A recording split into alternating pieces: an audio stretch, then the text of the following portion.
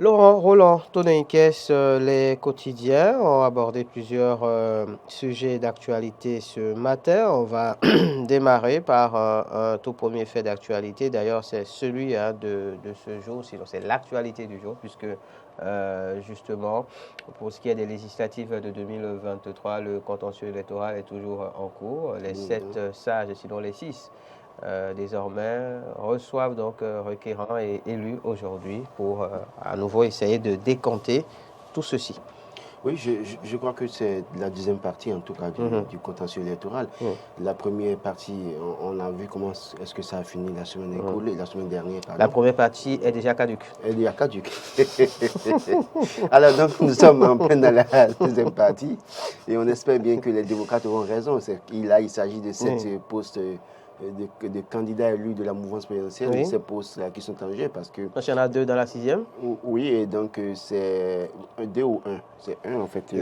Oui, c'est le poste de Nouati Nestor, le député natif de Zé, qui est en difficulté, qui serait en difficulté, je ne dirais pas en difficulté, serait en difficulté du point de vue du calcul fait par les démocrates. Ils estiment que c'est à eux qu'il faut attribuer ce siège, bien évidemment, et pour qu'eux ils aient 3 et que l'Union précise ait les 3 aussi, bien évidemment, mais avec le poste de la carte de la femme, parce qu'ils auront le plus fort quotient. Et maintenant, le seul poste qui revient au bloc républicain, ça fera les 8. Et donc, dans d'autres circonscriptions électorales, c'est la même situation. On parle notamment du poste de Degla. Degla, par exemple. Bien évidemment, donc il y a 7 au total.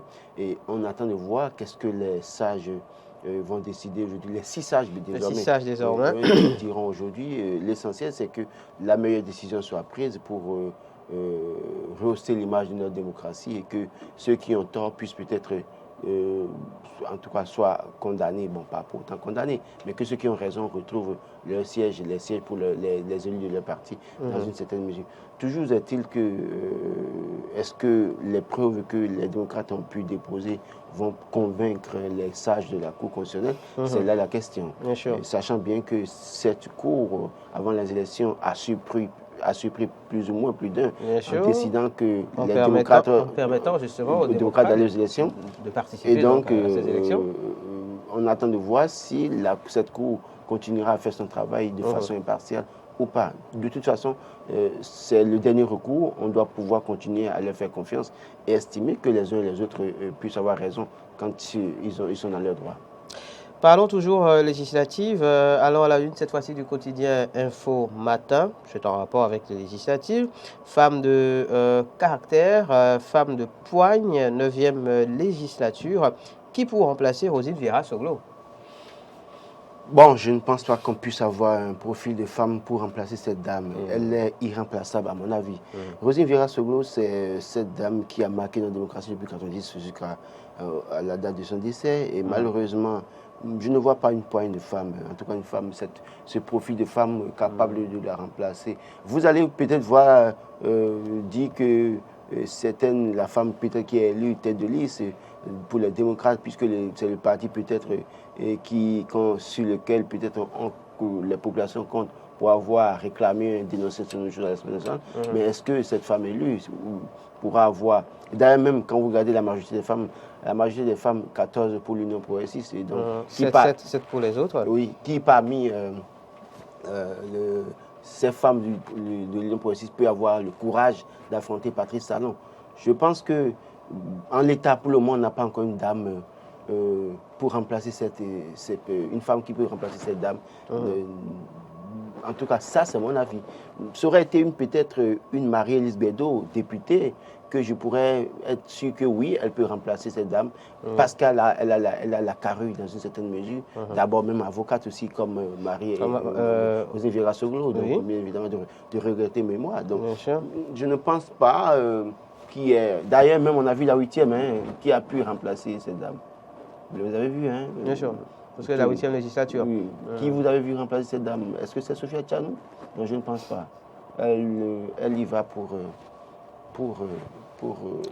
occuper son poste. Des propos qui n'engagent que vous, évidemment. Permettez-moi de revenir en arrière très rapidement, s'agissant du contentieux électoral pour ces législatives. Laurent Roland Tonneikes, il faut préciser que le BR aussi a déposé des recours justement contre l'UPR. Oui, justement, vous savez quand le Là, BR... c'est la guerre des deux frères, peut-être? De toute façon, vous savez ce dont on peut se réjouir dans cette affaire de contentieux.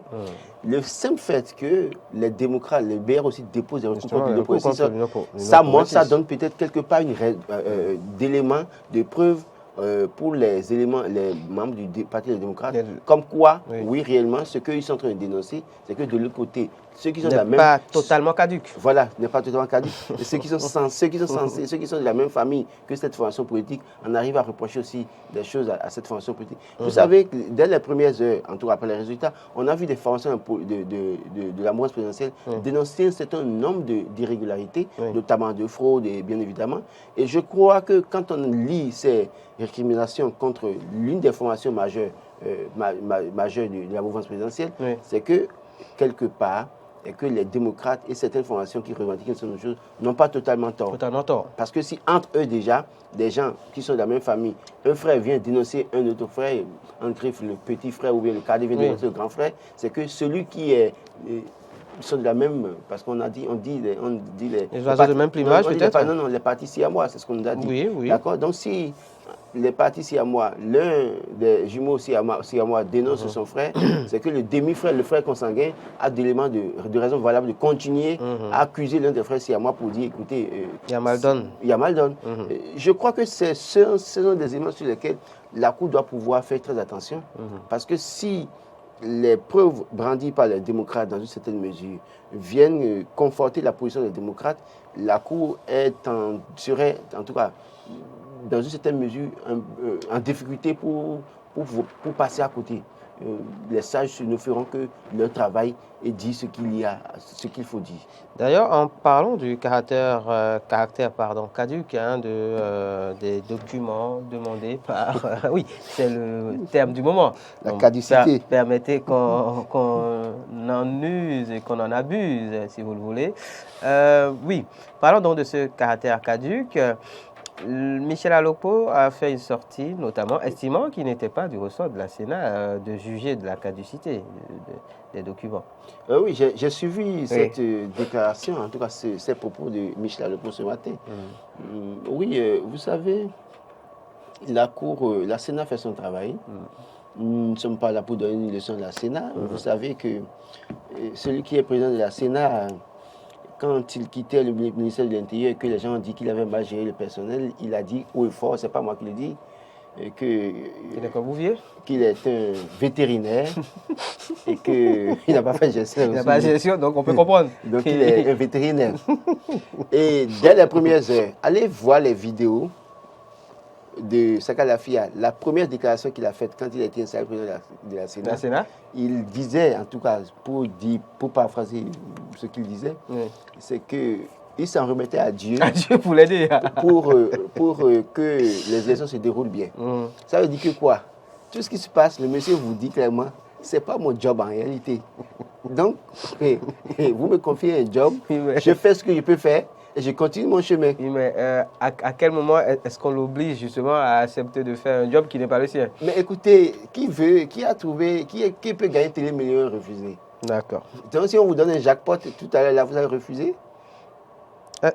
Continuons à parler de l'actualité. Moi, je n'en veux pas à Saka Lafia. Saka Lafia fait le travail qu'il peut. Bien sûr. Il fait le travail qu'il peut. Vivement que demain, ils ne viennent pas me dire que, écoutez, je ne suis pas spécialiste des questions du contentieux électoral et que je n'ai pas fait gestion ou observation des élections en Afrique. Et donc, je suis un vétérinaire, j'ai fait ce que je peux et que ne m'en voulez pas. Je crois que en l'état, déclarer que les documents sont devenus caducs, à chaque Sénat son langage. Hein. Bien sûr, bien sûr. Son langage. Allez, passons à notre fait d'actualité rapidement. Allons à la une du quotidien Matin Libre. Ce n'est pas si loin que ça, de l'actualité en rapport avec les législatives. Assemblée nationale, l'opposition d'accord, mais l'exclusion continue. Oui, l'exclusion continue dans quel sens? C'est vrai que quand j'ai lu le titre, je me suis posé des questions. Mais quelque part, oui, je peux comprendre que... Écoutez, il y a qu'à l'Assemblée nationale, il y a un certain nombre de choses qui vont se faire. Les démocrates vont rêver grand, mais au finish, difficilement, ils auront certains avantages, dans une certaine mesure. Maintenant, est-ce que vous estimez comme d'aucuns que oui, les 28 députés, donc on va dire obtenus, sinon 28 sièges obtenus par le Parti des démocrates, constituent un nombre très peu suffisant pour réellement impacter le travail au niveau de l'Assemblée nationale? écoutez, quand vous regardez le total que la mouvance a eu, c'est 81 quand même. Oui, bien sûr. C'est les 2 tiers déjà. Oui. Et donc, les démocrates, avec leur chiffre, leur nom 28...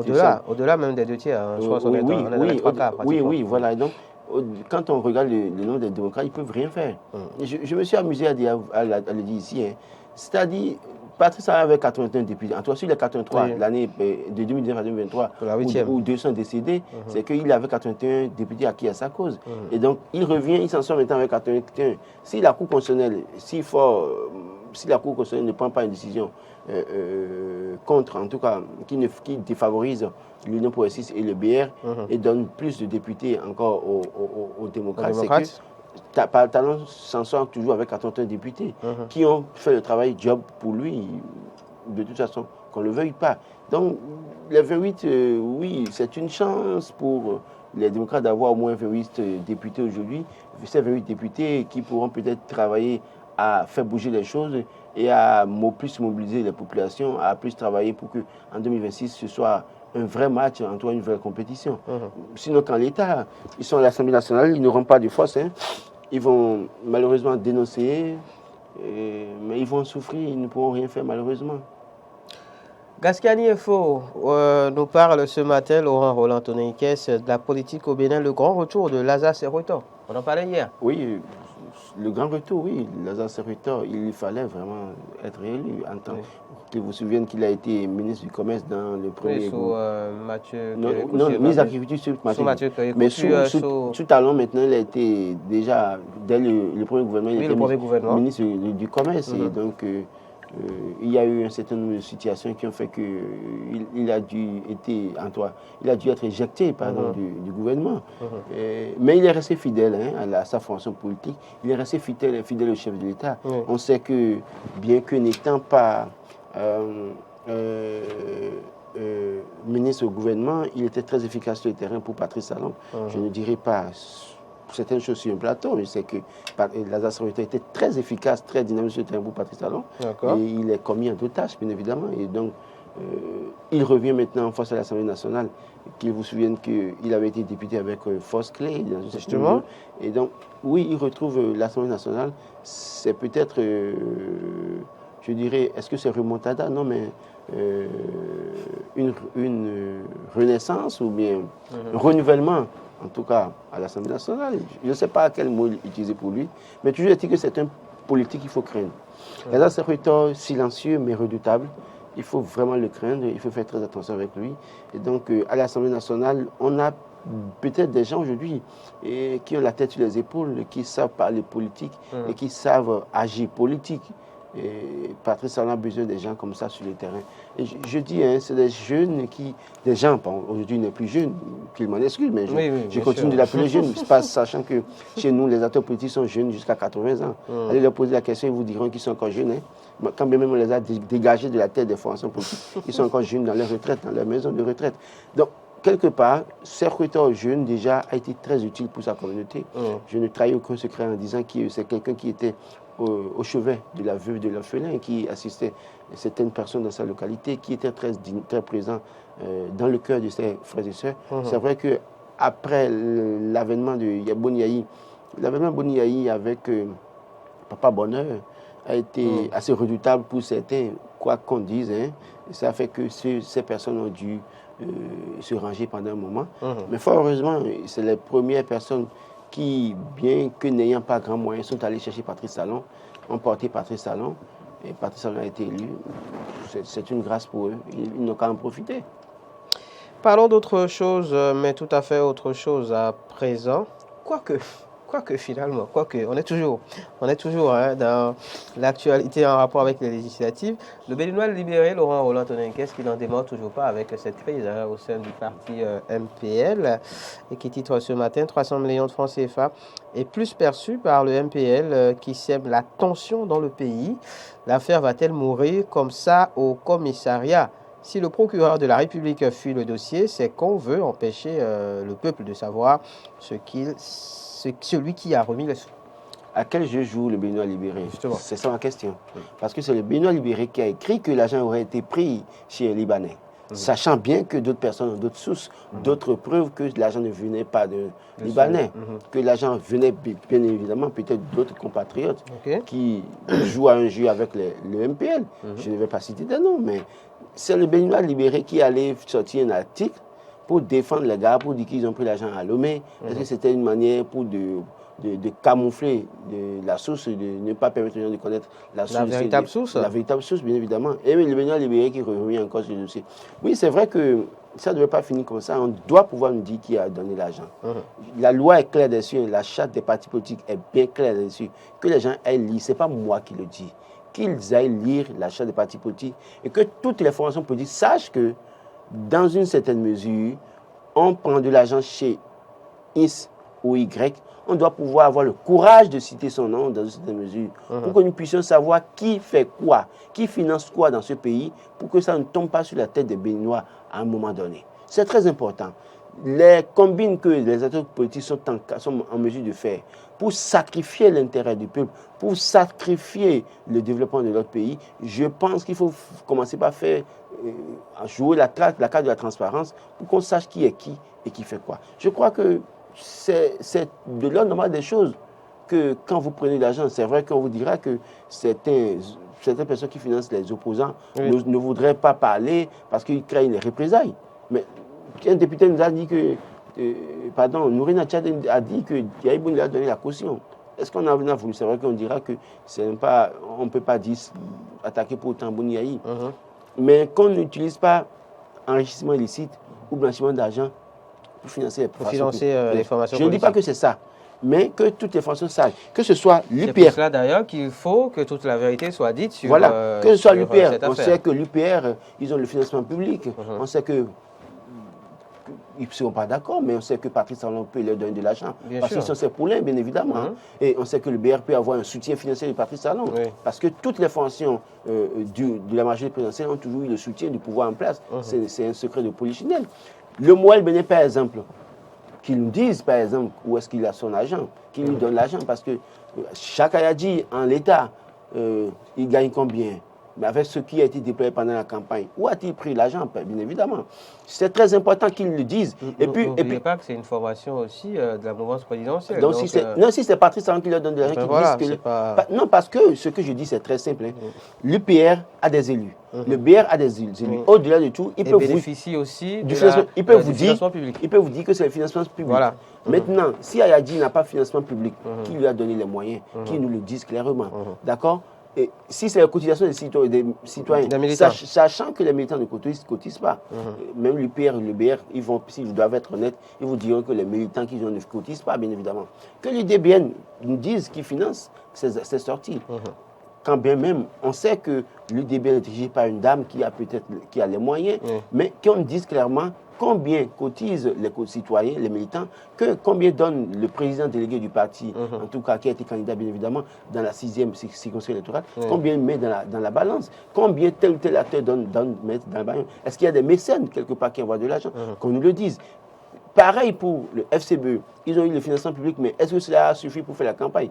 De l'argent a circulé pendant la campagne pour le parti FCBE. Où ont-ils trouvé l'argent? Qui est ce bailleur secondaire ou bien ce partenaire secondaire, financier secondaire? MPL, démocrate aussi. C'est vrai qu'on sait que Iboni Yahi met de l'argent. On sait que Patrick Divoire met de l'argent. Ils ont lancé un téléthon. Lequel téléthon, on n'a pas fait le point. C'est vrai qu'on n'a pas eu le point. Mais justement, quand vous lancez un téléthon... Mais c'est encore possible de le faire. Non, attention. Attention, et c'est ça la transparence. Parce que quand vous dénoncez un système, que vous voulez corriger les choses, vous devez pouvoir faire les choses dans les normes. Ils ont lancé un téléthon. Combien ont-ils récolté pour les télétons? Est-ce que vous les avez vus faire le point quelque part? Mais ce n'est pas encore tard.